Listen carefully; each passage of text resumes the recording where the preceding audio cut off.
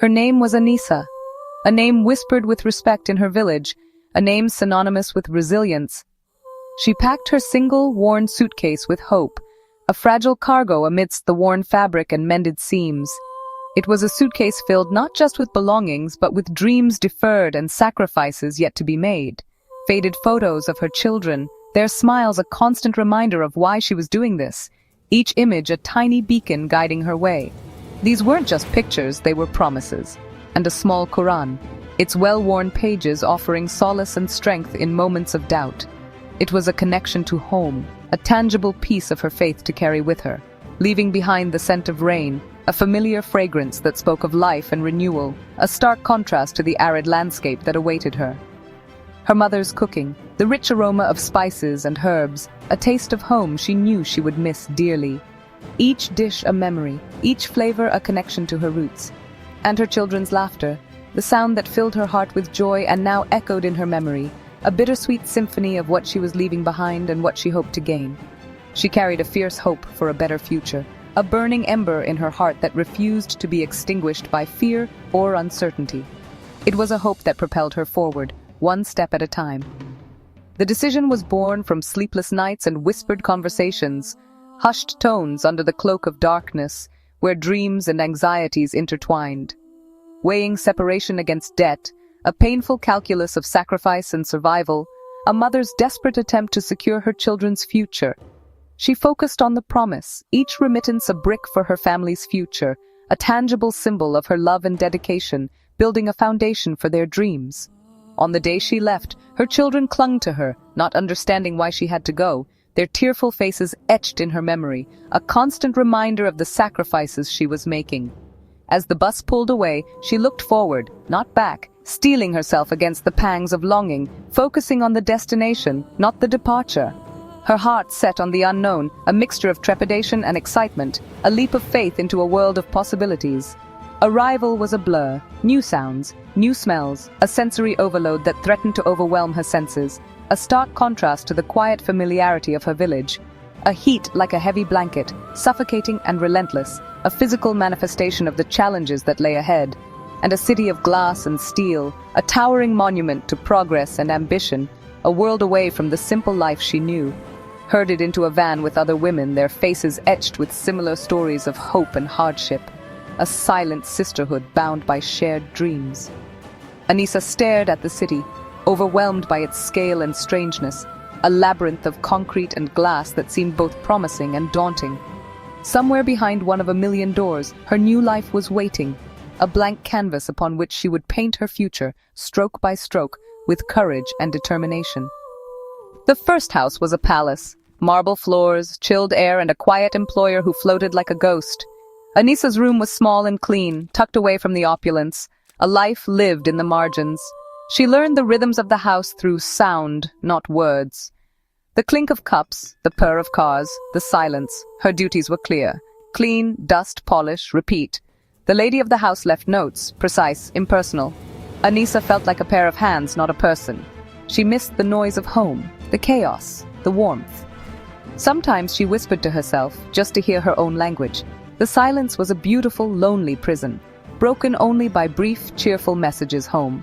She was a ghost in their perfect world, polishing silver and disappearing into her small room each night. Anissa, like a chameleon, learned to adapt to her surroundings, shifting her demeanor, her language, even her very presence to suit each man she served. It was a delicate dance of observation and mimicry, a survival tactic honed over years of service. She learned to read their cues, anticipate their needs, and become the kind of person they expected her to be. She was always present, a silent observer in their lives, yet, in many ways, always invisible, a ghost in the machine of their households. Her presence was essential, but her personhood often overlooked. She blended into the background, a necessary fixture, but rarely acknowledged as an individual with her own thoughts and feelings. Always adjusting, always calibrating her actions and words. Her life became a series of new beginnings, each with its own set of unspoken rules and expectations. Each new home was a stage, and she, the actress, had to quickly learn her lines and play her part. Over the years, Anissa's contract, a piece of paper that dictated her life, passed from one family member to another, a silent transaction that determined her fate.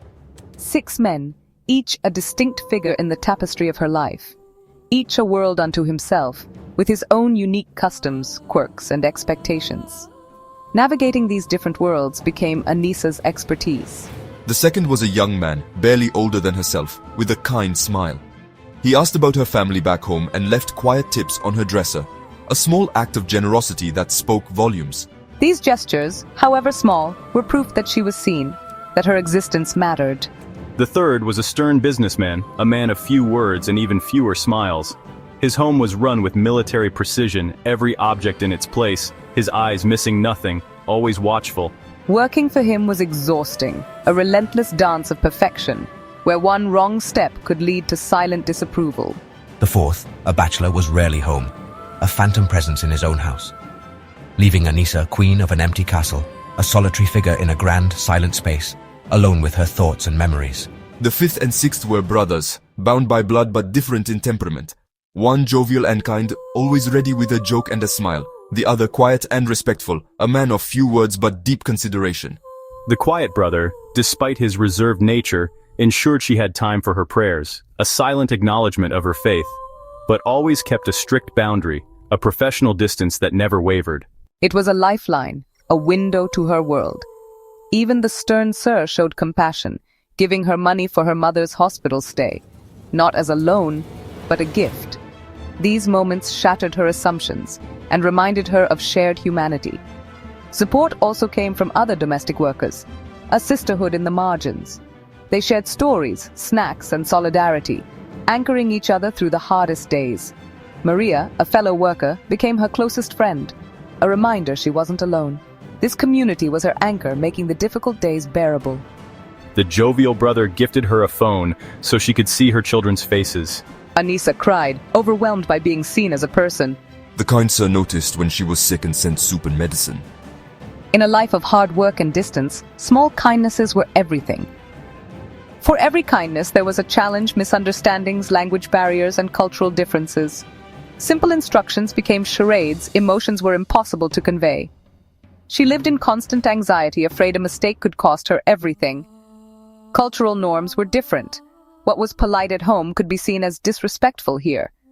The mental weight of adapting was heavier than the physical labor. There were moments of casual cruelty, a forgotten thank you, a careless gesture, a party guest treating her like she was invisible. The deepest pain came from missing her own children's milestones while caring for someone else's. She served cake at other children's birthdays, her heart aching for her own. Her sacrifice was invisible, but it was the foundation of her family's future. Anissa's room was both sanctuary and cell, a small borrowed space with a single window. It was hers, but never felt like home. The silence was deafening, a stark contrast to the lively home she left behind. Nights were hardest, she lay awake, imagining her family's life without her. She filled the hours with rituals, cleaning, rereading letters, scrolling through photos. The room absorbed her tears and prayers, holding her secrets. Even in the main house, she was an outsider close to family life, but never part of it. It was like starving in a banquet hall, serving warmth and connection she could never share.